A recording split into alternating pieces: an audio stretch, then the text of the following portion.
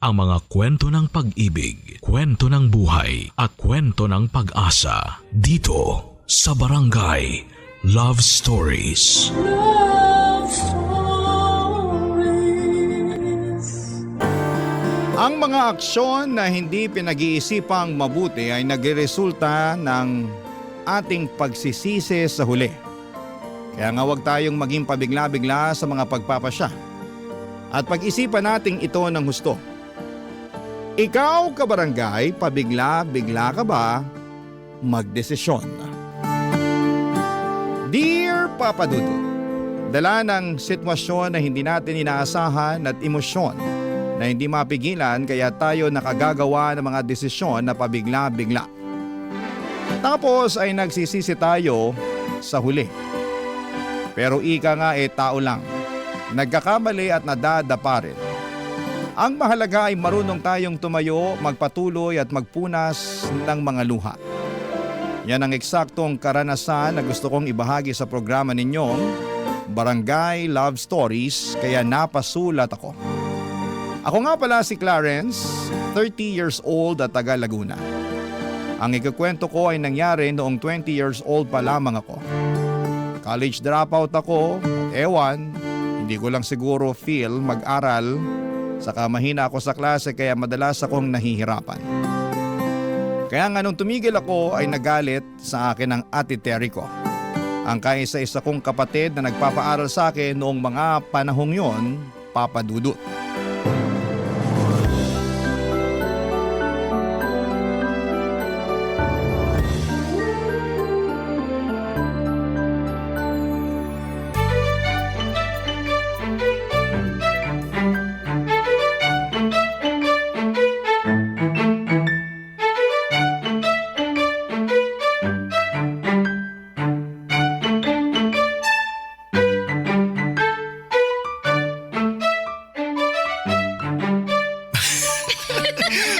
Baby naman nakikiliti ako. Susubil-bil pala ang kiliti mo, ha?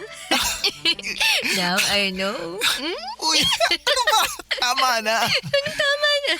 Aliw ako pag tumatawa ka eh. Kaya lalo pa kitang kikilitin. Makahagikik ka naman dyan, Clarence. Ang saya-saya mo pa. Ate, nandiyan ka na pala. Magandang tanghali po, ate. Sino naman yung babaeng yan? Si Emily, ate, girlfriend ko.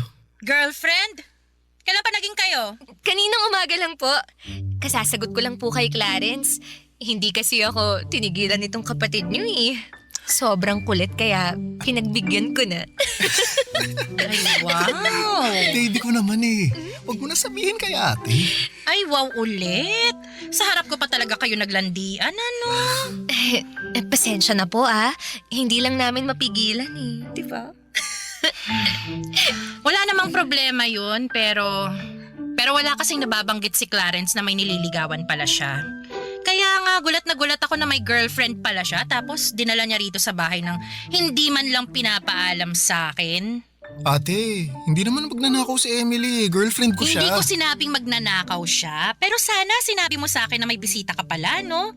Baka nakakalimutan mo, bahay ko to. Hindi ko naman nakakalimutan at di ko rin naman inaangkin kaya huwag kang magtaray ng ganyan. At bakit hindi? May karapatan naman ako. Nako, wag na po kayong mag-away.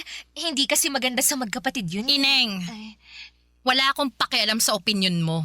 Wala ka namang alam kung bakit ako nagkakaganito. Yang kasing Clarence na yan ang may kasalanan.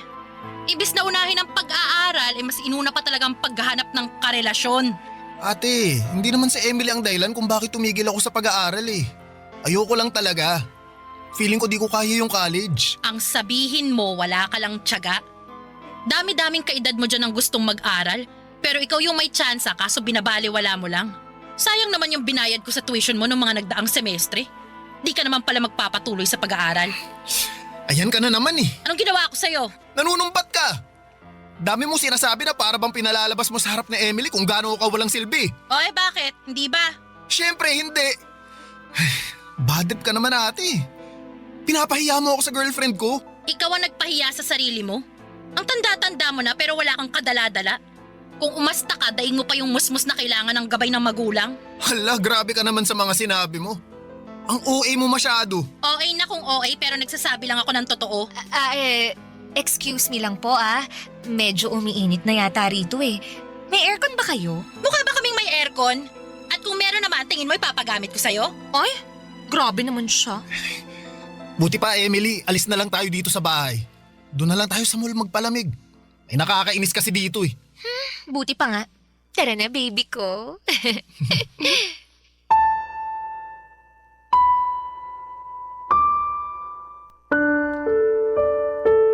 Papa Dudut, hindi talaga kami magkasundo ng ate ko.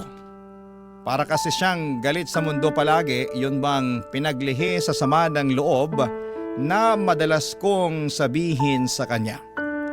Sa edad niya kasi noong 29 ay single pa rin siya. Baka factor na walang lalaki na nagkakagusto sa kanya kaya ganon siya kasungit. Sa katunayan ay ramdam ko na pinagtsatsagaan na lamang namin ang isa't isa. Lalo't nangako siya noon sa mga magulang namin bago sila namatay, naaalagaan niya ako.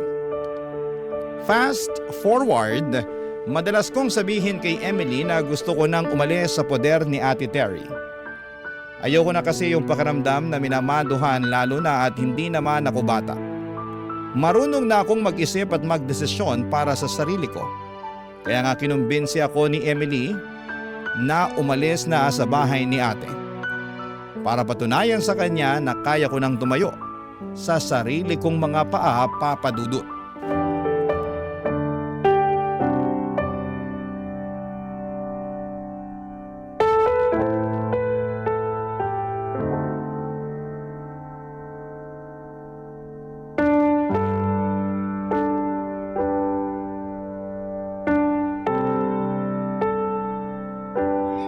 Alam mo ate, mabuti pa alis na ako dito sa bahay mo para hindi mo na ako mabubungangaan.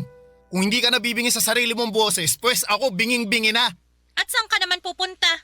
May matutuluyan ka ba pag alis mo rito? Bakit parang bigla ka yatang nag-aalala sa akin? Nag-iba na ba ang ihip ng hangin? Curious lang ako kasi ang lakas ng loob mo na umalis dito, wala ka namang trabaho. Baka mamaya makita na lang kitang namamalimos dyan sa kalye. Grabe ka talaga sa akin, no? Ayun naman kasi ang totoo. Porke wala pa akong trabaho at asa lang sa'yo, ganyan mo na ako pagsalitaan? Anong klaseng ate ka kung ganun? At ikaw, anong klaseng kapatid ka? Imbis na magsikap ka sa buhay at tulungan yung sarili mo, mas pinili mo pang magrebelde. Hindi pagre-rebelde ang tawag kung gusto ko lang matahimik ang utak ko sa mga sermon at pagbubunganga mo. Akala mo kasi kung sino ka kung makapagsalita, di ka rin naman perpektong tao. Saka baka nakakalimutan mong ate lang kita, ha? Hindi kita magulang kaya wala kang karapatan na kontrolin ang buhay ko. Hindi ko kinokontrol ang buhay mo. Tsaka pinagsasabihan lang kita. Kung hindi mo kayang tanggapin yun, mabuti pa nga na umalis ka na sa pamamahay ko at matuto ng buhay sa labas. Tingnan natin kung hindi ka mahirapan. Gusto mo talaga na mahirapan ako, no? Hindi ko gusto, pero mahirap naman talaga ang buhay Hindi mo alam yun kasi nga ang alam mo lang magpasarap dito sa bahay natin, magbulakbol sa pag-aaral at makipaglandian dyan sa girlfriend mo. Inggit ka lang kasi ako may girlfriend. Samantalang ikaw walang nagkakagusto sa'yo. Alam mo, tingin ko, di ka na magkakaasawi kasi napakasungit mo. Para kang pinaglihi sa sama ng loob tapos lagi ka pang nakaangil.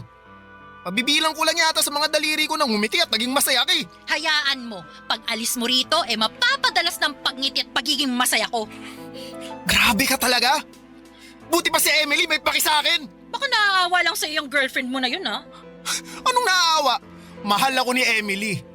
At gusto niya na maging maayos ako kaya nga tinutulungan niya ako para matupad ko na yung matagal ko ng plano. Na umalis dito sa bahay mo. Ayoko na kasi talaga na makasama ka.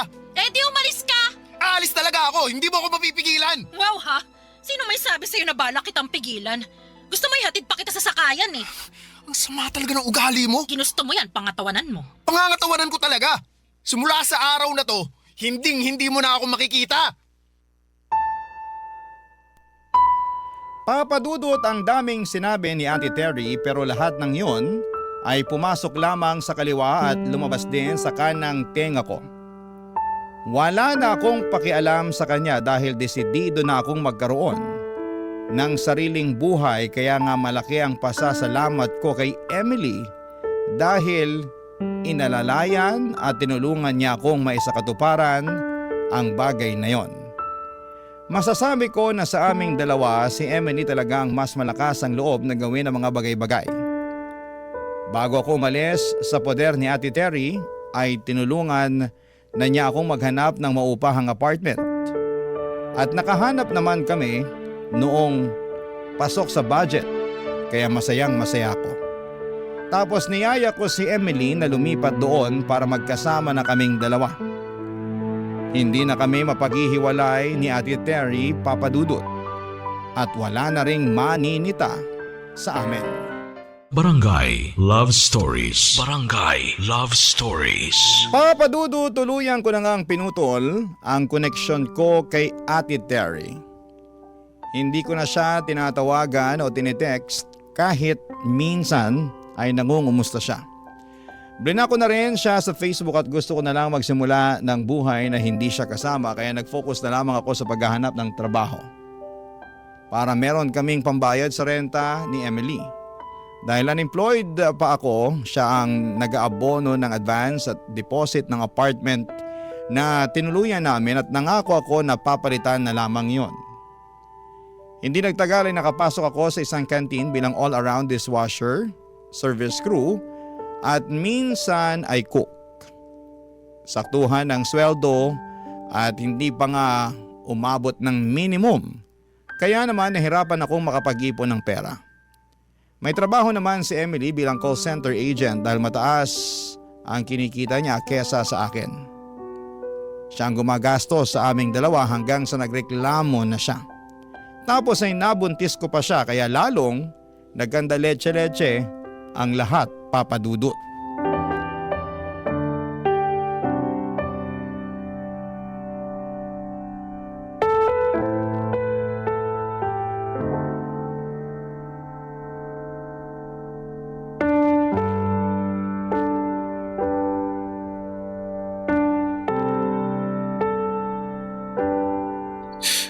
Sensya na ate. Baka sabihin mo, kinain ko mga sinabi ko ah. Wala pa nga akong sinasabi pero mukhang ganun na nga. Wala lang kasi talaga akong matatakbuhan kaya nandito ako ngayon. Bakit di ka tumakbo dun sa girlfriend mo? Gusto ko naman tumakbo sa kanya Palayo nga lang. Nito kasing nakalipas, madalas na kaming di magkasundo. Lagi na kaming nag-aaway. Siguro ng babae ka, no? Huy, hindi no. Loyal kaya ako, grabe ka sa akin. Nagtanong lang naman ako. Yung tanong mo parang hinuhusgahan mo na pagkatao ko Ano ba kasing rason bakit kayo kamo palagi nag-aaway? Sa pera kasi. Late lang kasi nung naiaambag ko kaya nagreklamo na si Emily. Nauubos daw sa amin yung sweldo niya. Hindi naman daw pwedeng ganun palagi kaso anong magagawa ko kung mababa lang talaga magpasweldo yung napasukan kong trabaho? Bakit hindi ka na lang maghanap ng ibang trabaho? Yung malaking pasweldo. Sinubukan ko naman kaso bihira tumatanggap ng high school graduate Pinag-apply din ako ni Emily sa call center pero unang interview ko pa lang ligwak na. Di kasi ako magaling mag-English kaya ayun, di rin ako nakapasok. Nag-away pa nga kami kasi gusto niya mag-apply ulit ako pero sabi ko ayoko na, napapahiya lang ako. Medyo ang hirap nga ng sitwasyon mo. Sinabi mo pa. Tapos ngayon, buntis na si Emily. Iba ka rin, no? Nakuha mo pang buntisin yung girlfriend mo? Malamang magkasama kami sa iisang bubong Alangan namang magtitigan lang kami. Siyempre may nangyayari sa amin. Alam mo, hindi ako interesado na malaman ang bagay na yan. Pero sana naisip mo na ang hirap ng buhay tapos nakuha niyo pa talagang mag-anak. Yun na nga, sinisisi nga ako ni Emily kasi binuntis ko raw siya. Kaya tuloy lalo kaming nahihirapan. Ilang buwan na rin kaming di nakakapagbayad ng renta. Paalisin na nga kami pag di pa kami nakapagbayad ngayong buwan Baka sa kalsada na talaga kami pulutin ito. Ate, may ipapahiram ka ba dyan sa akin? Kahit magkano lang. Sige na. Parang awa mo na ate. Wala akong pera rito. Sige na, babayaran ko naman Maawa ka na sa kapatid mo. Wala nga. Pero kung meron man, di rin kita pahihiramin Grabe naman to. Hanggang ngayon ba galit ka pa rin sa akin kasi napakasutil kong kapatid sa'yo? Siguro masayang-masaya ka na ngayon na nakikita ako naghihirap no? Mukha ba akong masaya? Kung masaya ako, sana tumatawa ako ngayon pero hindi naman kaya wag mo akong simulan. Ang akin lang, wala akong mapapahiram at kung mapahiram ko man kayo, sigurado na sa susunod na buwan kakapusin ulit kayo. Aba, mahal magbuntis sa panahon ngayon, Clarence. Magastos, kaya mahihirapan kang bumuelo niyan. Buti sana kung tumitigil ang mga bayarin buwan-buwan nandyan yan. Ang magagawa ko lang I-offer itong bahay. Ha? Anong ibig mo sabihin, ate? Kung gusto nyo na dito kayo tumira. Wala namang gumagamit ng kwarto mo, tsaka wala rin namang tao rito pag nasa trabaho ako. At least, wala na kayong iisiping renta buwan-buwan. Mas makakaipon pa kayo sa panganganak ni Emily. Salamat, ate, pero... Pero ano, Pero ayos lang ba talaga sa'yo? ayos lang. Tsaka, di naman din kita matitiis kahit ang tigas ng ulo mo eh. Kapatid kita eh.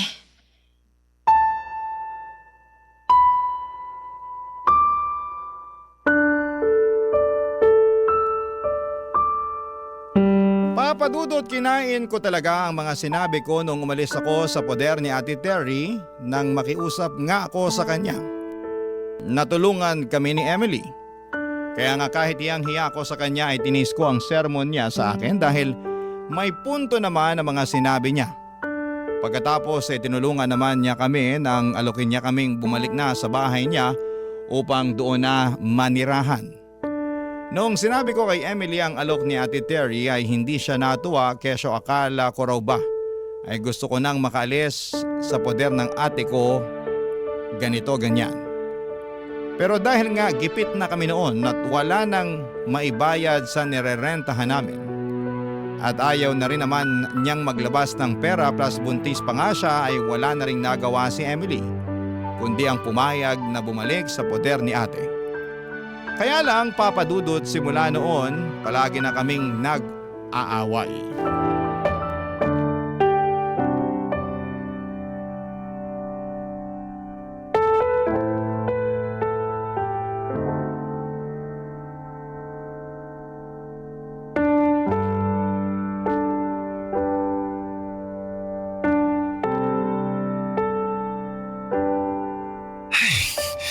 Emily naman, baka mapaano si baby? Paano mapapano? Nandito lang naman siya sa tiyan ko. Alam ko naman yun, pero balik mo nga sa ubi ngayon.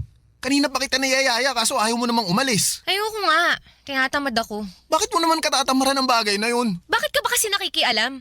Ako naman ang buntis, hindi naman ikaw ah. Kaya mas alam ko kung ayos lang yung baby natin o hindi.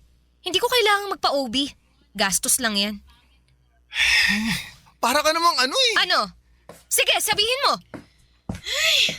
Hindi na ba talaga matatahimik ang bahay na to? Simula nung dumating kayo rito araw-araw na lang kayo nag-aaway. Mahiya naman kayo sa akin, oh. At bakit naman ako mahihiya sa'yo? Sino ka ba? Anong sinabi mo? Uy! Emily, ano ba yung pinagsasasabi mo kay ate? Kakayamot kasi tong ate mo eh. Sabat ng sabat, hindi naman kasali sa usapan. Bastos naman pala tong babaeng to eh. Clarence, pagsabihan mo yan dahil papatulang ko yan kahit buntis yan. Sige, hindi rin kita aatrasan. O ano, halika, sabunutan tayo. Ano naman ikaw? Teka! Pwede ba? Kumalma muna kayo. Paano kakalma yung napakagaganyang kinakasama mo? Bastos! Walang modo! Baka nakakalimutan nyo sinong mas matanda rito, ha? Wala kaming nakakalimutan, no? Nakakainis ka lang talaga. At ako pa talaga nakakainis? Hiyang-hiya naman ako sa'yo. Pasensya ka na ate ha, hindi lang alam ni Emily ang sinasabi At niya. ako pa talaga ang walang alam dito, ha? O sige, magkampihan kayo. Pagtulungan niyo ako. Parang tanga. Ikaw ang parang tanga. Emily, tumigil ka na! Saka pa, Anong ginawa ko? pareho kayo ng ate mo na nakakainis. Buti pa, matutulog na lang ako. Ayoko makita ang pagmumukha niyo. Mas ayaw kong makita yung pagmumukha mo. Uy, ate, pasensya ka na ha. Hindi naman sinasadya ni Emily yun eh. Buntis lang yun. Pabago-bago kasi yung emosyon. Sinasadya o hindi, bastos talaga yung babaeng yan. Matagal ko na yan napansin sa kanya eh. Akala ko magbabago pero wala man lang character development. Tapos ngayon akala mo kung sino samantalang nakikita na lang naman kayo dito. Alam mo Clarence, mabuti pa umalis na lang kayo rito kasi sumasakit lang ang ulo ko sa inyo eh. Saan naman kami pupunta kung aalis kami dito? Ewan ko, hindi ko na problema yon. Bahala na kayo. Total, abuso kayo. Lalo na yung kinakasama mo parang banu mag-isip. Ate naman eh, hindi mo na ba talaga mapagpapasensyahan si Emily? Kung pasensya lang, kotang-kota na ako sa inyo. Panahon na para ako naman ang intindihin nyo, no? Gusto ko lang ng tahimik at stress-free na bahay na uuwian ko pagkagaling sa trabaho. Pero hindi nangyayari yun dahil sa ingay nyo. Para kayong aso't pusa kung magbangayan. Mahiya naman kayo sa akin at sa mga kapitbahay natin. Papadudot, hiyang-hiya ako kay Ate Terry dahil siya na nga ang nagmabuting loob. Na patirahin kami sa bahay niya ay minasama pa ng kinakasama ko. Hindi ko alam kung dahil lamang ba yon sa buntis siya, kaya siya moody o sadyang unti-unti ko nang nakikita ang tunay na ugali ni Emily. Kaya nga para wala ng gulo ay nag-decide na lamang kaming umalis sa bahay ni Ate Terry makalipas ang 1 buwan na paninirahan doon. Tumuloy kami ni Emily sa bahay ng nanay niya. Bale, nagrenta lamang din sila ng maliit na kwarto kung saan ay kasama nila doon ang 5 pang nakababatang kapatid ni Emily sa ina. Dahil nga sa pagdating namin ay para na kaming sardinas doon na nagsisiksikan sa masikip na lata. Ang hirap kumilos at ang gulo-gulo ng mga kapatid ni Emily. Kaya hindi rin ako makapagpahinga ng maayos. Barangay Love Stories. Barangay Love Stories. Papadudot pakiramdam ko ay wala akong kakampi sa bahay ni na Emily, lalo na kapag nag-aaway kami. Mabait naman ang mama niya pero pakiramdam ko ay may sinasabi itong hindi maganda sa akin kapag nakatalikod ako. Pero sa kabila ng lahat ay pilit ko silang pinakisamahan ng maayos hanggang sa nanganak na nga ang kinakasama ko.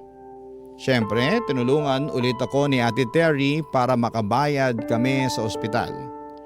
Kaya nga malaki ang pasasalamat ko sa ate kong yon dahil maasahan talaga siya sa oras ng kagipitan. Masasabi ko na naging maayos naman ang unang 2 buwan ng pagiging magulang namin ni Emily. Hindi na kami masyadong nag-aaway noon at ang focus na lamang ay magtrabaho. Kumayod ako ng husto at sa katunayan ay madalas na nga akong mag-overtime at mag-double shift para naman malaki ang pera na maiuwi ko lalo't huminto muna sa pagtatrabaho si Emily para alagaan ang anak namin, Papa Dudut.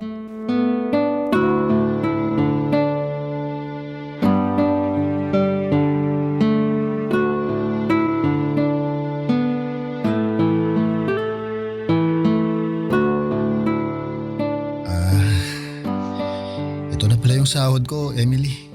Akin na. Kompleto ba to? Oo naman. Sige ha, bilangin ko. Huh?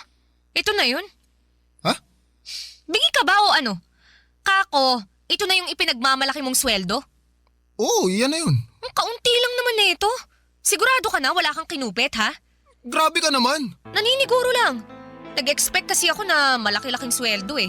Kasi halos dun ka na tumira sa pinagtatrabahuhan mo. Pero magkano lang naman yung nadagdag? Ayos ka rin, no? Imbis na magpasalamat ka sa akin, ganyan pa mga salitaan mo.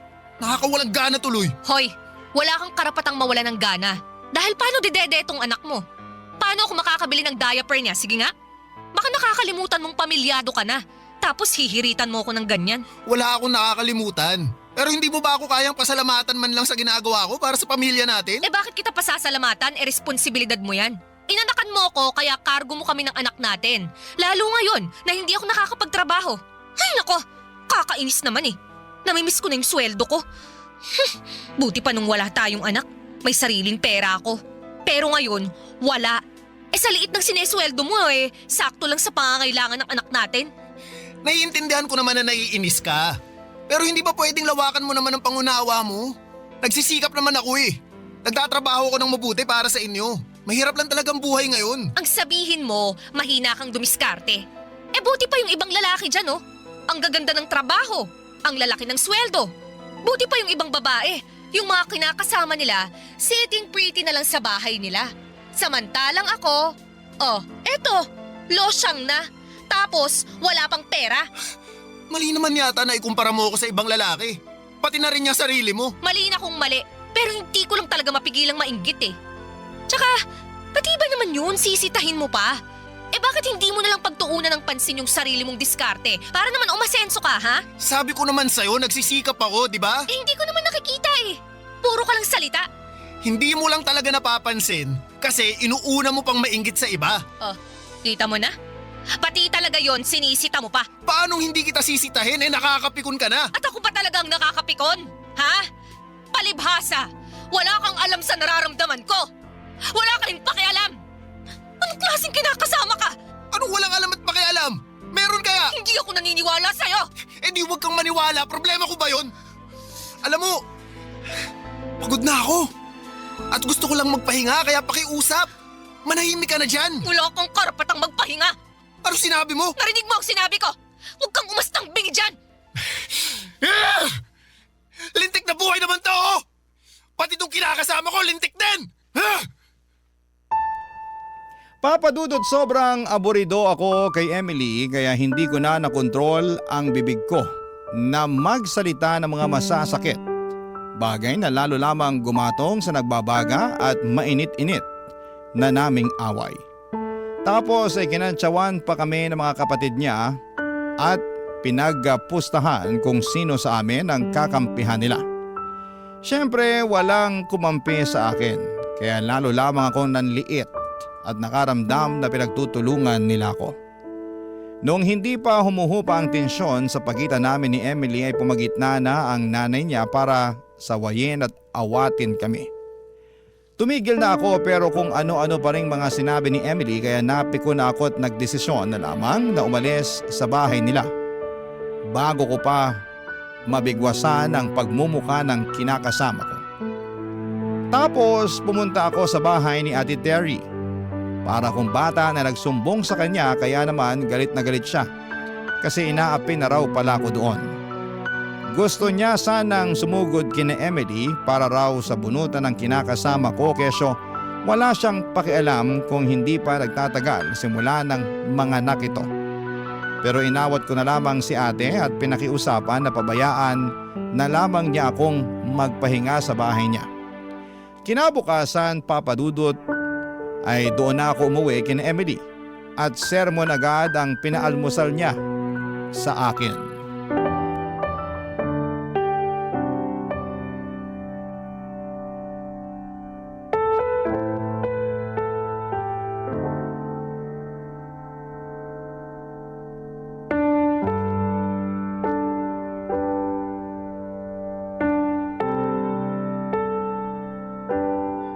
Emily, ano ba? Ano ba? Inaano kita, ha? Nagtatanong lang ako sa'yo. Saan ka galing, ha? Saan ka natulog? Sagutin mo ako! Kina Ate Terry nga. Kanino ko pa sinabi na galing ako sa bahay niya, di Hindi ba? ako naniniwala sa'yo! May ibang babae ka, no? Aminin mo na!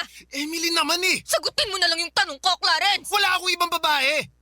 Saka bakit ako mambababae? Mahal na mahal ko kayo ng anak natin. Isip-isip din. Mahal daw. Ano ba kasi problema mo? Ikaw ang problema ko! Ano ba ginawa ko? Bakit ang sungit-sungit mo sa akin? Nagtanong ka pa talaga, ha? Malamang. Hindi ko maintindihan kung bakit ka nagkakaganyan eh. Hindi pa ba halata, ha? Ang ano? Na hindi na kita mahal! Anong sabi mo? Paano naman nangyari yun? Ewan ko, hindi ko alam. Basta, nagising na lang ako isang araw na nagsisisi na ako na nagpabuntis ako sa'yo.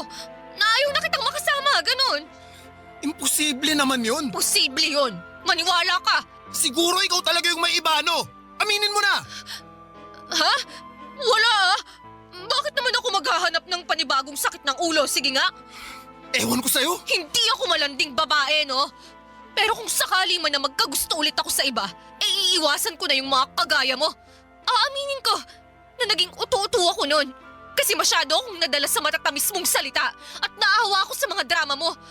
Pero alam mo, narealize ko na mas gusto ko pala ng lalaking mature mag-isip at kaya akong buhayin. Hindi kagaya mo. Ayun! Lumabas din ang totoo sa bibig mo mismo. Pero wala nga sabi akong lalaki. Tsaka bakit ako ang inaakusahan mo? Eh ikaw nga yung kung kani-kaninong bahay nakitulog kagabi. Tigas din ng bunbunan mo, no? Gusto mo tawagan pa natin si Ate Terry para itanong mo sa kanya mismo na andun ako sa bahay niya natulog kagabi? Ayoko nga. Bakit ko gagawin yun eh? Malay ko bang nagsabuatan kayong magkapatid? Siyempre pagtatakpan ka niya. Ah! Para ka talagang taki! Ikaw ang parang tanga. Hindi mo ba talaga ako bibigyan ng katahimikan kahit konti lang?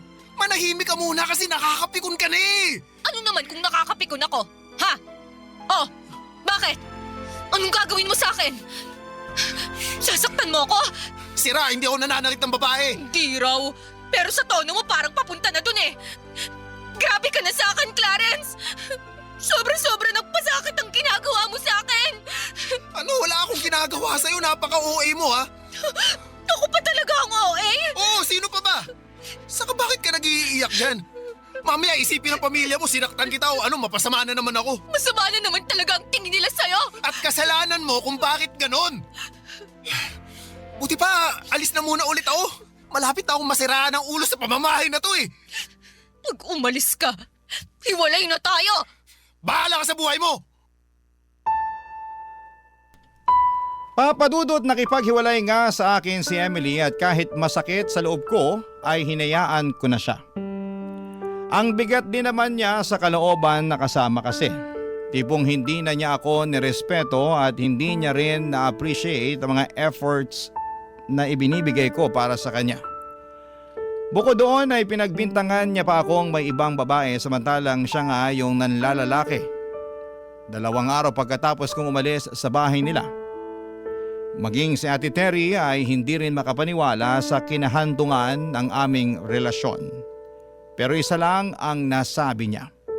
Confirm daw na malandi ang dati kong kinakasama.